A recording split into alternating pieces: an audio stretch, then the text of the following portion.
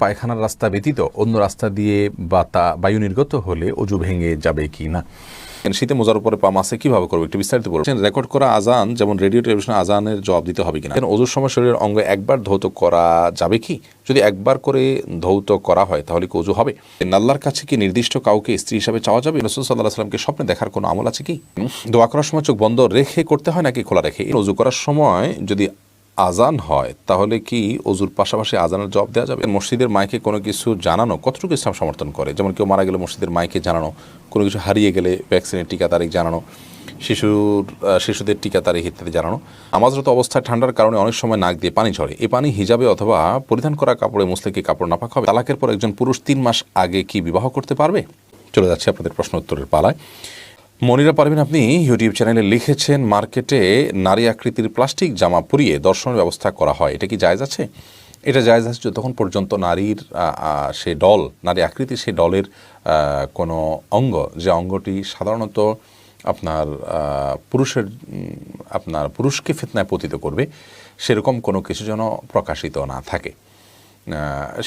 সেক্ষেত্রে আপনার গলা কাটা ডল হতে পারে এবং আপনার দৃষ্টিকটু হয় এবং যৌন আবেদনময় হয়, সেরকম কোনো কিছু যেন না থাকে। জাস্ট শুধু জামাটা আপনার বোঝা গেল যে পড়লে এইরকম লাগতে পারে, এটুকু পরিমাণ সেটা রাখা যেতে পারে এবং এই টাইপের মডেলগুলো ইউজ করা যেতে পারে। কিন্তু আমাদের দেশে আজকাল কাপড়ের দোকানগুলোতে যেরকম আপনার ডল রাখা হয় সেটা অবিকল মানুষের মতো, এবং সেক্ষেত্রে প্রথমত এই ধরনের মানুষের আকৃতি, এটা পুতুলের আকৃতি পরিপূর্ণভাবে একটা মানুষের অবয়বের যে আপনার নকল রূপ, সেটি সৃষ্টি করা বা সেটি তৈরি করা বা সেটা বাসা বাড়িতে দোকান ইত্যাদিতে রাখা ইসলামের দৃষ্টিকোণ থেকে হারাম এবং সেটি নির্মাণ করা হারাম, সেটি একটি বিষয়। আর নারীর শরীরকে আপনার এর নকল রূপ তৈরি করে রাখা এবং সেটাকে এমনভাবে প্রদর্শন করা যা পুরুষের জন্য আপনার যে দৃশ্য দেখা জায়েজ নয় বা ফিতনার কারণ হবে, সেটিও ইসলামের দৃষ্টিকোণ থেকে নিষিদ্ধ। আমরা জানি যে হালাল পথে, দিনের পথে এবং কোরআন হাদিসের পথে চলাটা অনেক বেশি কঠিন, বিশেষ করে কিয়ামত যত নিকটবর্তী হবে এই কাঠিন্যের পরিমাণ আরও বাড়বে। কিন্তু একজন ইমানদারের সার্থকতা এখানেই যে তিনি এই সমস্ত চ্যালেঞ্জকে ওভারকাম করবেন, তার নীতি আদর্শ এবং আল্লাহর আদেশ নিষেধের সামনে সব কিছু তার কাছে তুচ্ছ হবে, সব ধরনের স্যাক্রিফাইস তিনি করবেন। বিধায় আমরা সমাজে প্রচলিত যে কোনো কিছু দেখেই সেটাকে আমরা গ্রহণ করব, এটা সুস্থ বিবেকসম্পন্ন একজন আকলমন্দ একজন ইমানদারের কাজ হতে পারে না। বিধায় আমরা এই ধরনের বিষয় সমাজে বহুল প্রচলিত হলেও আমরা সেটাকে ততটুকু গ্রহণ করব যতটুকু গ্রহণ করার সুযোগ রয়েছে আমাদের বিবেকের দাবিতে এবং কোরআন হাদিসের আলোকে।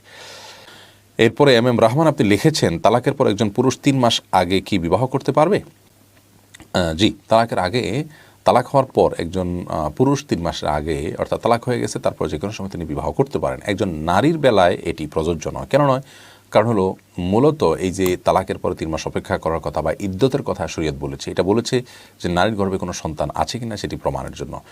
যিনি তালাক দিয়েছেন তার মাধ্যমে কোনো সন্তান যদি তার গর্ভে এসে থাকে তাহলে সেই সন্তান ভূমিষ্ঠ হওয়ার আগ পর্যন্ত তিনি অন্যত্র বিবাহ বসতে পারবেন না, কারণ পরবর্তীতে সন্তানের দাবি নিয়ে মত পার্থক্য তৈরি হবে, আরও নানা রকম ঝামেলা তৈরি হবে। এই জন্য ইদ্যতের যে বিষয়টি সূরা তালাকের 1 নম্বর আয়াতে এসেছে সেটি কিন্তু আপনার নারীদের জন্য প্রযোজ্য, পুরুষদের জন্য নয়। কেন নারীদের জন্য প্রযোজ্য সেটি আমরা ব্যাখ্যা করেছি, যেটা পুরুষদের ক্ষেত্রে প্রযোজ্য হবে না। আর এছাড়াও কেন বিয়ের পরে 3 মাস নারীদেরকে ইদ্যত পালন করতে হবে, বিশেষ করে তিনি যদি সন্তান সম্ভব না হন, আর যদি সন্তান সম্ভব হয়ে থাকেন তাহলে সন্তান ভূমিষ্ঠ হওয়া পর্যন্ত এই সময়টা কেন অপেক্ষা করতে হবে, এর বিভিন্ন বৈজ্ঞানিক ব্যাখ্যা, অসাধারণ কিছু গবেষণা উঠে এসেছে, সেগুলো দেখলে বোঝা যায় আল্লাহ রাব্বুল আলামিন যা আদেশ করেছেন সেটি আমাদের জন্য যথার্থ এবং সেটি আমাদের জন্য কল্যাণকর এবং সেটি আমাদের জন্য দুনিয়া আখিরাত উভয় দৃষ্টিকোণ থেকে উপকারী। মাহমুদ আক্তার আপনি লিখেছেন, অজু করে মুখে ক্রিম ব্যবহার করতে পারবো কি, এতে নামাজ হবে কিনা? অজু করে মুখে ক্রিম ব্যবহার করতে পারেন, কোনো অসুবিধা নেই, এতে নামাজের কোনো সমস্যা হবে না। এমনি শিহাব ইসলাম সবুজ আপনি লিখেছেন, একই স্থানে একই সময় 2টি জামাত করা যাবে কিনা? মসজিদে বিশেষ করে আপনার বা একই জায়গায় পাশাপাশি 2টি জামাত বা একাধিক জামাত করা এটা মাকরুহ, কারণ জামাতের যে উদ্দেশ্য সেটা এর ফলে ব্যাহত হয়। ধরুন একটি জামাত চলছে, তো আপনি সেই জামাতে গিয়ে সামিল হবেন, আপনি আরেকটা জামাত শুরু করলেন বা আরেকটা জামাত আরেকজন শুরু করে দিলেন, এটা যেমন দৃষ্টিকটু তেমন জামাতের যে উদ্দেশ্য লক্ষ্য সেটার পরিপন্থী। বিভিন্ন হাদিস থেকে জানা যায় জামাতের উপস্থিত মুসল্লির সংখ্যা যত বেশি হবে সওয়াবের পরিমাণ তত বেশি হবে। বিধায় একাধিক জামাত যদি হয় তাহলে মুসল্লিরা সবাই সওয়াব তুলনামূলকভাবে কম পাবেন একটা জামাতে সামিল হলে যে পরিমাণ সওয়াব পাবেন তার তুলনায়। বিধায় একাধিক জামাত একই সঙ্গে একই জায়গায়, অর্থাৎ একই স্থাপনা, একই ঘরে, একই মসজিদে, এটি হওয়া উচিত নয়। তবে নামাজ হয়ে যাবে যদি কেউ এরকম করেন। এরপর স্বর্ণামণি আপনি ইউটিউব চ্যানেলে প্রশ্ন করেছেন, নামাজরত অবস্থায় ঠান্ডার কারণে অনেক সময় নাক দিয়ে পানি ঝরে, এই পানি হিজাবে অথবা পরিধান করা কাপড়ে মুছলে কি কাপড় নাপাক হবে? না, এটা কারণে কাপড় নাপাক হবে না। কারণ হলো মানুষের নাক থেকে যে পানি ঝরে থাকে সেটা নাপাক নয়। সেটা যদি বের হওয়ার ফলে ওযু ভঙ্গ হতো তাহলে সেটি আমরা নাপাক ধরতে পারতাম। তাছাড়া এটাকে কোরআন হাদিসে কোথাও নাপাক হিসাবে উল্লেখ করা হয়নি, বিধায় এটি অপরিচ্ছন্ন বটে কিন্তু নাপাক নয়। আপনার কাপড় চোপড় হয়তো অপরিচ্ছন্ন হবে এর মাধ্যমে, কিন্তু নাপাক হবে না, বিধায় নামাজ হবে। ইশতিয়াক চৌধুরী আপনি লিখেছেন, মসজিদের মাইকে কোনো কিছু জানানো কতটুকু ইসলাম সমর্থন করে? যেমন কেউ মারা গেলে মসজিদের মাইকে জানানো, কোনো কিছু হারিয়ে গেলে ভ্যাকসিনের টিকা তারিখ জানানো, শিশুদের টিকা তারিখ ইত্যাদি জানানো। দেখুন, মসজিদের মাইকে কোনো কিছু তালাশ করা, হারানো জিনিসের ঘোষণা দেয়া, এটা জায়েজ নয়। প্রথমত এটি যারা দান করে থাকেন তারা মসজিদে আজানের জন্য, কোরআন হাদিসের কথা বলার জন্য এবং দিনী কাজ জন্য দিয়ে থাকেন। দানকারী যে উদ্দেশ্যে দিয়ে থাকেন সেই উদ্দেশ্যের বাইরে অন্য কোনো উদ্দেশ্যে ব্যয় করলে সেটি জায়েজ হয় না। এটা হলো প্রথম কথা। দ্বিতীয় কথা হলো যে মসজিদের ভিতরে কোনো হারানো বস্তুর ঘোষণা দেয়া বা দুনিয়াবি কোনো ঘোষণা দেয়া এটা জায়েজ নয়। বিশেষ করে হারানো বস্তুর ঘোষণা দেয়া তো হাদিসে স্পষ্টত নিষেধ আছে, এবং নিষেধাজ্ঞার যে ভাষাটা নবী সাল্লাল্লাহু আলাইহি ওয়াসাল্লাম সেটা কিন্তু অত্যন্ত কঠোর। তিনি বলেছেন, মসজিদে যদি কেউ হারানো জিনিসের ঘোষণা দেয় তোমরা দোয়া করবে, বদদোয়া করবে তার জন্য, লা রাদ্দাকাল্লাহ, আল্লাহ তাআলা তোমার হারানো জিনিস যেন ফিরিয়ে না দেন।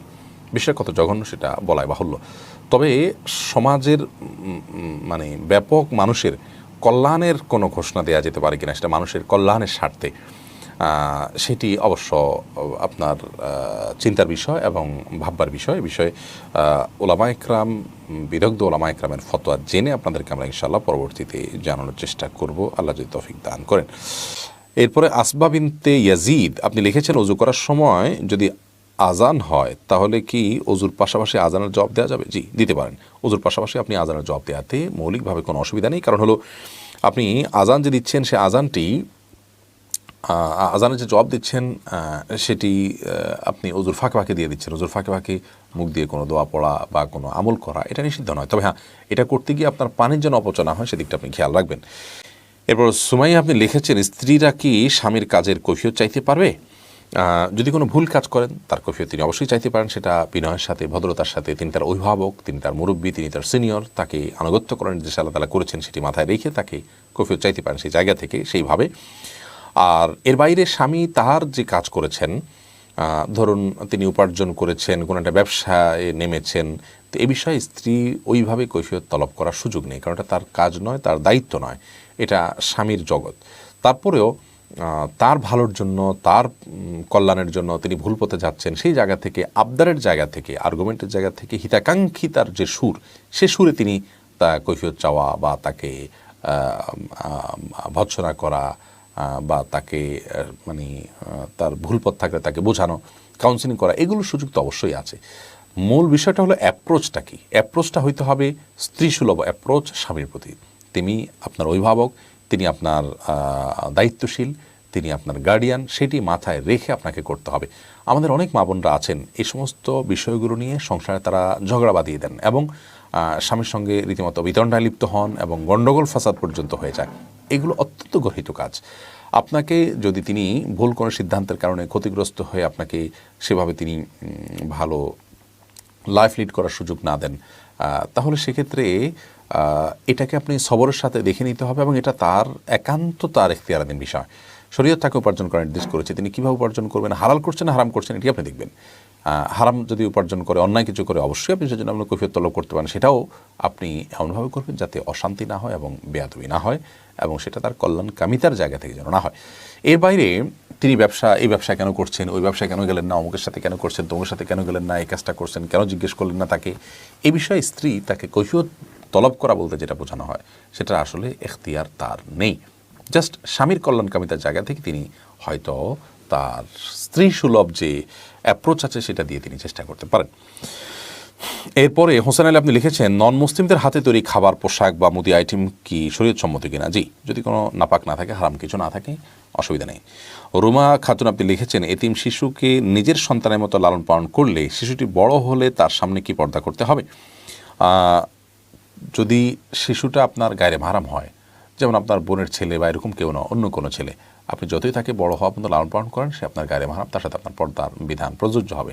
দেখুন, শরীয়তে যারা রক্ত সম্পর্কীয় তাদের বাইরে, অর্থাৎ যারা মাহরাম তাদের বাইরে বাকিদেরকে যে আপনার পর্দা করার বিধান দিয়েছে, সেটা কেন দিয়েছে? এখানে ফিতনার আশঙ্কা আছে এবং গুনাহের দরজা অনেক বেশি উন্মুক্ত থাকে, সেজন্য এখানে পর্দা করতে হবে। আমাদের আবেগটা এক্ষেত্রে অনেক বেশি আমাদেরকে দুর্বল করে ফেলে। অর্থাৎ আমি তো লালন পালন করলাম, আমি কেন তার সাথে পর্দা করবো? আপনি লালন পালন করেন, কিন্তু আপনি একজন অ্যাডাল্ট, সে একজন অ্যাডাল্ট। এখন সে আপনার দ্বারা ফিতনাপতিত হতে পারে, আপনি তার দ্বারা ফিতনাপতিত হতে পারেন। এই আশঙ্কা হয়তো আপনার এই মুহূর্তে লাগছে না, কিন্তু হতে পারে, এবং সেই সম্ভাবনা অনেক জোরালো, যেটা সৃষ্টিকর্তা জানেন যে মানুষের প্রবণতা কোন দিকে যাবে না যাবে। বিধায় সৃষ্টিকর্তা আল্লাহ রাব্বুল আলামিনের আদেশ নিষেধকে মাথায় রেখে এই পর্দার বিধানটা আমাদেরকে মেনে চলতে হবে। তবে হ্যাঁ, এখানে বলা বাহুল্য যে আপনার যদি এই সন্তানকে আপনি ছোটোবেলায় আপনার বুকের দুধ খাইয়ে থাকেন, তাহলে সেক্ষেত্রে সে আপনার দুধ সন্তান হয়ে যাবে, তার সাথে আপনি দেখা দিতে পারবেন। অথবা আপনার বোনকে দিয়ে, আপনার মেয়েকে দিয়ে বুকের দুধ খাওয়াই দিলেন। তো এরকম কিছু যদি আপনি করতে পারেন, সেক্ষেত্রে দুধের সন্তান বা দুধের সম্পর্ক তৈরি হয়, যার ফলে আপনার সাথে পর্দা না করলেও চলবে, অর্থাৎ তার সাথে আপনি দেখা দিতে পারবেন। এমনি আব্দুল মালিক আপনি লিখেছেন, দোয়া করার সময় চোখ বন্ধ রেখে করতে হয় নাকি খোলা রেখে? এটা সম্পূর্ণ আপনার ব্যাপার। শরীয়ত আপনাকে বন্ধ বা খোলা কোনো রাখার ব্যাপারে বিশেষ নির্দেশনা দেয়নি। বন্ধ করলে যদি আপনার মনোযোগ বেশি হয়, আপনি বন্ধ করে করতে পারেন। শিহাব মোল্লা আপনি লিখেছেন, ইবাদতের ক্ষেত্রে কি তাবেইন ও তাবিনের দলিল গ্রহণযোগ্য? ইবাদতের ক্ষেত্রে কোন হাদিসের কোনো ব্যাখ্যার ক্ষেত্রে কোনো ইবাদতের কোনো ব্যাখ্যা, কোনো হাদিসের ভাষ্যের ব্যাখ্যা, এগুলোর ক্ষেত্রে তাবিনদের ব্যাখ্যা অবশ্যই দলিল হিসেবে গ্রহণযোগ্য হবে, যদি কোন হাদিসের সাথে কোনো কন্ট্রাডিক্টরি সেটি না হয়। এরপরে সূচনা আক্তার মিম আপনি লিখেছেন, অনেক সময় রাগের বশে আমরা এমন অনেক গুরুতর বিষয়ে কসম করি যা আসলে রাখা সম্ভব হয় না। যদি কেমন কসম করে ফেলে রাগের বসে, সেক্ষেত্রে করণীয় কি? সেক্ষেত্রে কসম ভঙ্গ করবেন, করার পরে কাফারা দিবেন, 3 দিন রোজা রেখে দিবেন, অথবা 10 জন মিসকিনকে খাদ্য দান করুন, ইনশাআল্লাহ দিনে তাতে আপনার কসমের কাফারা আদায় হয়ে যাবে। বিলকিস আহমেদ আপনি লিখেছেন, আমি কোরআন সুর করে পড়তে পারি না, তাতে কি কোরআন পড়া ঠিক হবে? কোরআন সুর করে পড়তে না পারলেও আপনি কোরআন পড়বেন। যদিও কোরআনের ক্ষেত্রে নবী করিম সাল্লাল্লাহু আলাইহি ওয়াসাল্লামের নির্দেশনা হলো যে লাইসা মিন্না মান লাম ইয়াতাগান্না বিল কোরআন, যে ব্যক্তি কোরআনকে মানে সুন্দর কণ্ঠে পড়ে না, সে আমার উম্মত নয়। তিনি আরও বলেছেন, যাইনুল কোরআন বিআসওয়াতিকুম, তোমাদের বিভিন্ন সুন্দর সুন্দর কণ্ঠ দিয়ে কোরআনকে সুশোভিত করো, সাজাও এবং সুন্দর কণ্ঠে তোমরা পড়ো। বিধায় সুন্দর কণ্ঠে কোরআন তেলাওয়াত করার চেষ্টা আমাদের থাকা উচিত। কিন্তু কারো যদি সুর দিয়ে বা সুন্দর কণ্ঠে পড়তে না পারেন, তার জন্য তারা তো সব হবে না, ব্যাপারটা কিন্তু সেরকম না। আপনি সাধ্য অনুযায়ী চেষ্টা করেন, আপনার সাধ্য না থাকলে তো আল্লাহ তাআলা আপনার কাছে সেজন্য জবাবদিহি করতে আপনাকে বাধ্য করবেন না। বিধায় আপনি চেষ্টা করবেন আপনার যতটুকু কণ্ঠ আছে, ততটুকু কণ্ঠ দিয়ে আপনি কোরআনকে সুন্দর করে তেলাওয়াত করা। এরপরে ইরশাদ জাহান আপনি লিখেছেন, তালাক ছাড়া স্বামী স্ত্রী আজীবন সেপারেশন থাকা কি জায়েজ? এক দম্পতি জানতে চেয়েছেন। দেখুন, তালাক ছাড়া স্বামী স্ত্রী একে অন্য থেকে দূরে থাকা এবং একে অন্য থেকে পৃথক থাকা, এটা শরীয়তের দৃষ্টিকোণ থেকে কোনো প্রশংসনীয় কাজ নয়। এটা শরীয়তের দৃষ্টিকোণ থেকে নিন্দনীয় কাজ, গর্হিত কাজ এবং ত্রুটিপূর্ণ কাজ। স্বামী স্ত্রী মিলেমিশে থাকুক, তাদের মধ্যে সম্প্রীতি তৈরি হোক, সৌহার্দ্য তৈরি হোক, এটাই আল্লাহ রাব্বুল আলামিন চান, এটাই ইসলাম চায়, এটাই শরীয়ত চায়। বিধায় একজন ইমানদার স্বামী এবং একজন ইমানদার স্ত্রী তারা চেষ্টা করবেন মিলেমিশে থাকার জন্য এবং একে অন্যের সাথে সুন্দরভাবে বসবাস করার জন্য। যদি কোনো কারণে মনোমালিন্য হয়, সেটা 3 দিনের বেশি তাদের সম্পর্ককে তারা ছিন্ন করে থাকার সুযোগ নেই, সেটা করলে তারা গুনাহগার হবেন। অন্যদের সাথে যেরকম না যায়, তাদের ক্ষেত্রেও একই কথা প্রযোজ্য। আজীবন সেপারেশনে থাকা এটা গুনাহের কথা, উভয়ের জন্য গুনাহের কথা, এটা জায়েজ নয়। তবে এর ফলে যে তাদের বৈবাহিক সম্পর্ক শেষ হয়ে যাবে, ব্যাপারটা কিন্তু সেরকম নয়।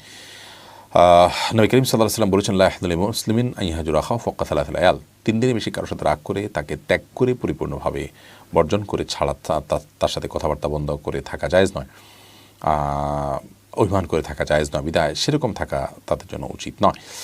আর স্বামী স্ত্রী হিসাবে যদি কথাবার্তা ঠিকই বলেন, কিন্তু তারা শারীরিক সম্পর্ক না করেন, দূরে থাকেন, সেটা অভিমানের কারণে হয়, সেটা দৃষ্টিকোণ থেকে সেটাও গর্হিত কাজ এবং অন্যায় কাজ। এরপরে রেহায়াত হোসেন শাকিল আপনি লিখেছেন, গাছপাতা, লতাপাতা ইত্যাদি উদ্ভিদের ছবি আঁকা যাবে কিনা? যেহেতু উদ্ভিদেরও প্রাণ আছে, উদ্ভিদের যে প্রাণ আছে, সেই প্রাণের কারণে তাকে প্রাণী বলা হয় না। প্রাণ আছে কিন্তু প্রাণী নয়।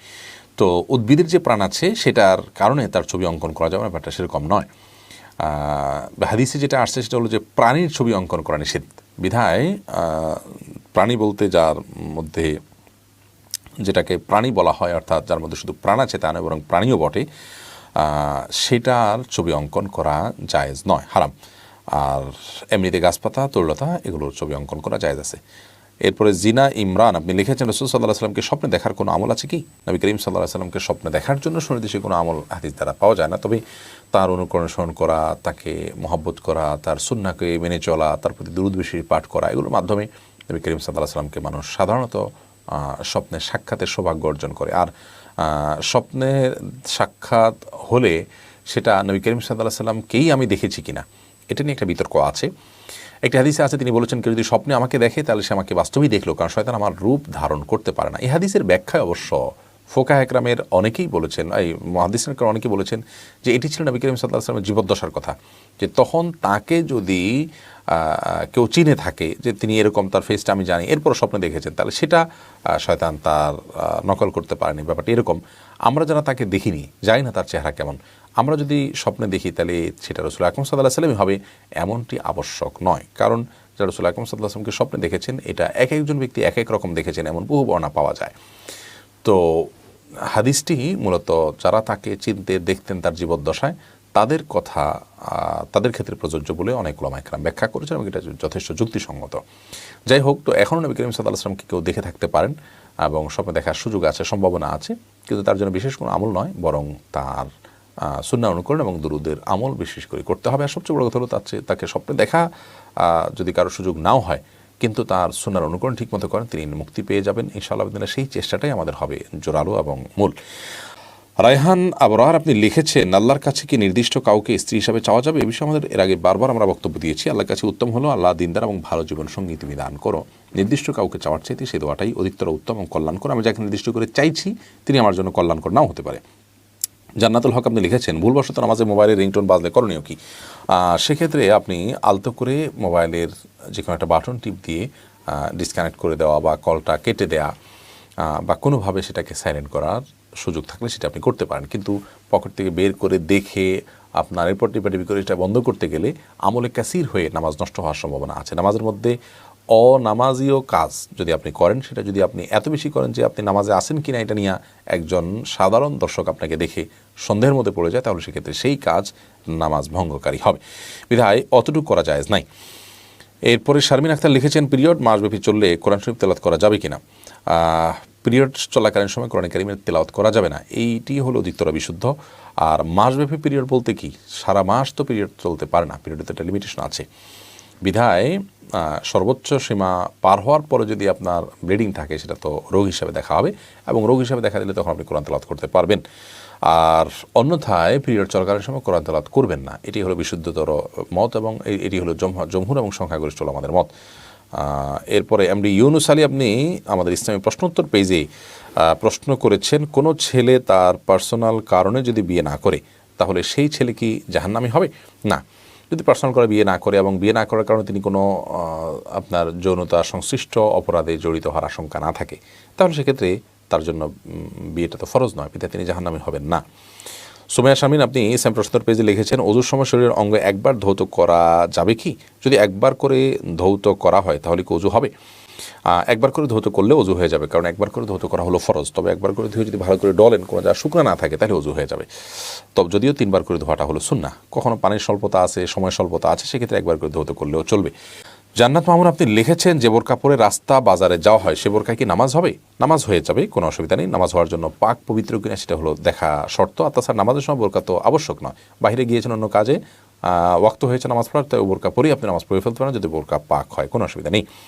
কানিস ফাতেমা আপনি লিখেছেন, কোন অমুসলিমকে কি বাড়ি ভাড়া দেওয়া যাবে? জি, তাকে আপনি বাড়ি ভাড়া দিতে পারেন। কোরআন কোথাও তাদের সাথে সার্বিক লেনদেন বা সামাজিক লেনদেন, আর্থিক লেনদেন যেগুলো আছে সেগুলো করতে নিষেধাজ্ঞা করা হয়নি।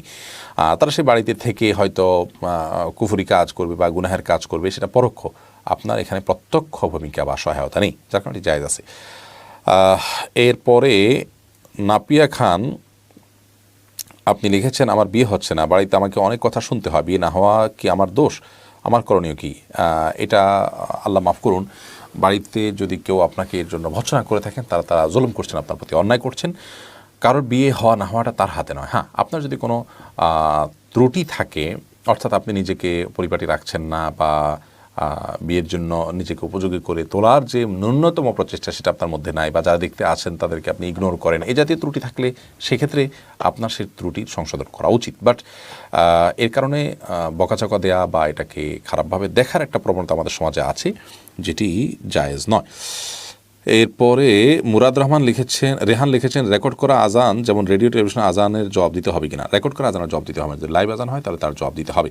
এবারে নাসিরউদ্দিন লিখেছেন বর যদি কবুল না বলে, কবুলের পরিবর্তে আলহামদুলিল্লাহ বলে, তা থেকে বিয়ে সহি হবে?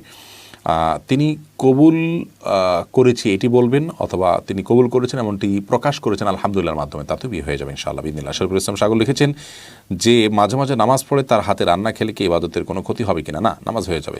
আপনি কি খাচ্ছেন সেটা হলো মূল বিষয়। হালাল খানা হলে আপনার খানাটা খাওয়া হালাল হবে, জায়েজ হবে। হুমায়রা হাসান আপনি লিখেছেন রাতে আয়না দেখা যাবে কিনা। যাবে, কোনো অসুবিধা নেই। অনেকে এটাকে নিষেধ করেন, এটা অহেতুক। কুলসুম খাতুন লিখেছেন অর্থের মাধ্যমে কারোর জন্য দোয়া কালামের ব্যবস্থা করা সম্পর্কে ইসলাম কি বলে। দুনিয়াবি বিষয় যেমন কারোর সুস্থতার জন্য, ব্যবসা উন্নতির জন্য দোয়া করিয়ে পয়সা দেয়া, এটাকে অনেক ওলামা ইকরাম জায়েজ বলেন। কিন্তু পরকালীন কোনো বিষয়ে কারোর মৃত্যু মানুষের জন্য দোয়া, মাগফিরাতের জন্য দোয়া, এগুলো করিয়ে টাকা দেয়া নেয়াকে নাজায়েজ বলেন সর্বসম্মতিক্রমে সবাই। আব্দুল হান্নান আপনি লিখেছেন সদ্য বালেগ হওয়া ছেলের পিছনে নামাজ হবে কি না।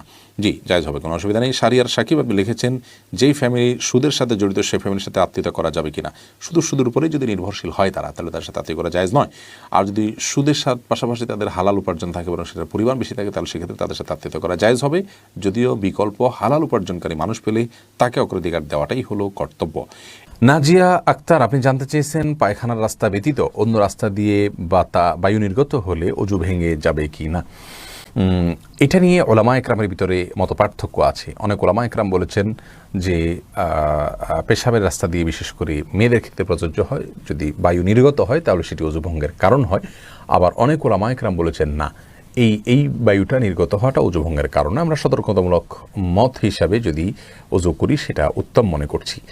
এরপরে কায়সারুল ইসলাম আপনি লিখেছেন আমি অনেক দোয়া করি, তাহাজ্জুদে দোয়া করি, কিন্তু আমার অবস্থার পরিবর্তন হয় না, আমি কি করতে পারি। ভাই কায়সারুল ইসলাম আপনি নিরাশ হবেন না, তাহাজ্জুদে দোয়া করবেন, সিজদা দোয়া করবেন এবং ধীরে ধীরে আপনি আল্লাহ রাব্বুল আলামিনের কাছে আশা করবেন যে আল্লাহ আপনার অবস্থার পরিবর্তন করবেন।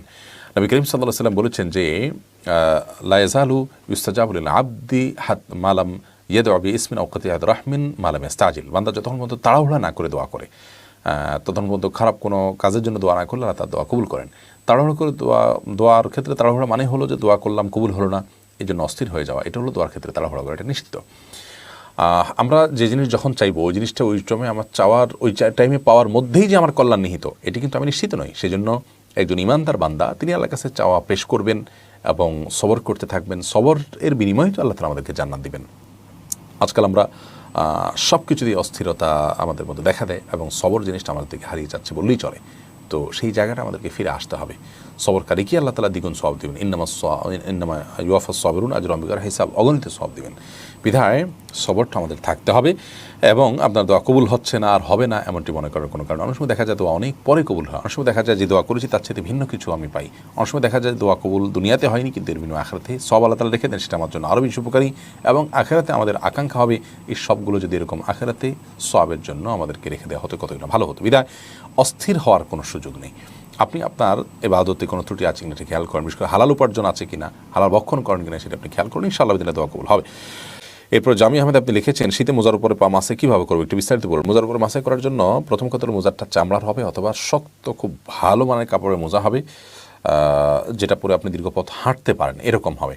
আজকাল বেশিরভাগ কাপড় মোজাগুলো এত পাতলা হয়ে থাকে যে এটা আসলে এটার উপর মাসা করলে ভেতরে ভিজে যায় এবং ফাঁকা হয়ে যায়, অনেক সময় পাও দেখা যায়, ভেতরের অংশ দেখা যায়, এগুলোর উপর মাসা করা জায়েজ হবে না। যদি খুব মজবুত কোনো মোজা থাকে এটার উপর মাসা করা জায়েজ হবে। যাই হোক, মোজার উপরে মাসা করার নিয়ম হলো আপনি ভিজা হাতকে আপনার পায়ের উপরিভাগে এভাবে এতটুকু টানতে নিয়ে আসবেন, তলা বা সাইডের অংশগুলো মাসা করা জরুরি নয়। এরকম করে একবার টানতে নিয়ে আসবেন, বাস তাতে মোজার মাসা হয়ে যাবে। মোজা মাসের জন্য একটা গুরুত্বপূর্ণ শর্ত হলো যে আপনি অজু করে তারপরে পূর্ণাঙ্গ অজু অবস্থায় আপনি মোজা পরবেন। তারপর মোজার উপরে বাসা বাড়িতে থাকাকালীন সময়ে 24 ঘন্টা পর্যন্ত মোজাটা খোলা রাখ পর্যন্ত আপনি অন্যান্য যতবার অজু করবেন সেই অজুগুলোতে হাত মুখ ধোবেন, মাথা মাসে করবেন, আর পাও ধোয়ার পরিবর্তে মোজার উপরে মাসে করলে চলবে। কিন্তু মোজা যদি খুলে ফেলেন তাহলে আবার আপনাকে পূর্ণাঙ্গ অজু করতে হবে, এরপরে মোজা পরলে আপনি মাসের সুবিধা পাবেন। আর সফরে থাকলে এটা 72 ঘন্টা পর্যন্ত আপনি সুবিধা পাবেন যাদের মধ্যে মোজা না খোলেন। শাহনাজ খান আপনি লিখেছেন নামাজের সিজদায় চুমু দেওয়া যাবে কি, নামাজের সিজদায় চুমু দেওয়া যাবে কিনা আল্লাহর উদ্দেশ্যে? না, আল্লাহর উদ্দেশ্যে চুমু দেওয়া যাবে না, কারণ এখানে তো আল্লাহ নেই, আল্লাহর অস্তিত্ব এখানে নাই, আপনি কোথায় চুমু দিচ্ছেন? তাছাড়া চুমু দেওয়া এটা সালাতের যে কর্মকাণ্ড তার মানে বহির্ভূত কাজ, বিদায় এটি করা যাবে না। এমডি আজিজুল ইসলাম আপনি লিখেছেন যে কোনো কসম করে রাখতে না পারলে কাফারা কিভাবে দিতে হয়? কসম করে যদি ভঙ্গ হয়ে যায় তাহলে আপনি 3টি রোজা রাখবেন অথবা 10 জন মিসকিনকে খাদ্য দিবেন বা খাবার খাওয়াই দিবেন, তাতে ইনশাআল্লাহ আপনার কাফারা আদায় হবে।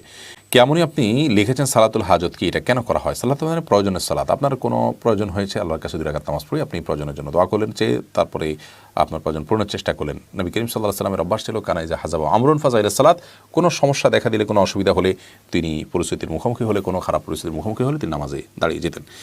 শেখ হাবিবুর রহমান হাসিব আপনি লিখেছেন 2টি কন্যা সন্তান মানে আপনার 2টি জান্নাত, এ কথা কতটুকু ইসলাম সম্মত? জি, 2টি কন্যা সন্তানকে যদি আপনি সঠিকভাবে লালন পালন করতে পারেন এবং সঠিকভাবে দীক্ষা দিতে পারেন এবং তাকে যদি আপনি মানুষ হিসেবে গড়ে তোলার চেষ্টা করতে পারেন, তাহলে সেক্ষেত্রে নবী করিম সাল্লাল্লাহু আলাইহি ওয়াসাল্লাম জান্নাতের ঘোষণা দিয়েছেন।